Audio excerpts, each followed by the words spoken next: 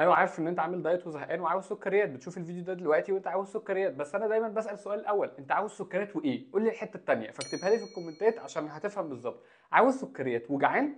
خد ثمره فاكهه معاها مكسرات، الفاكهه الافضل تمر او موز لو انت جعان، ومعاها شويه مكسرات او بذور شيا مكانها. رقم اتنين، لو انت عاوز سكريات وعاوز حاجه تحس بالانتعاش كده، فخد ليمون نعناع عليها معلقه سكر دايت، ممكن تحط عليها 7 اب دايت او اي جرين كولا دايت، هتبقى لطيفه جدا. طب لو انت داخله على بي ام اس وعايزه سكريات والمود بتاعك مش متظبط، خدي دارك شوكليت اكتر من 70%، فدي هتفرق معاكي جدا. طب انا عاوز حاجه سخنه وبحب السكريات، خد كاكاو خام عليها معلقه جوز هند مبشور عليها ربع كوبايه لبن لوز او لبن جوز هند معاها سكر دايت.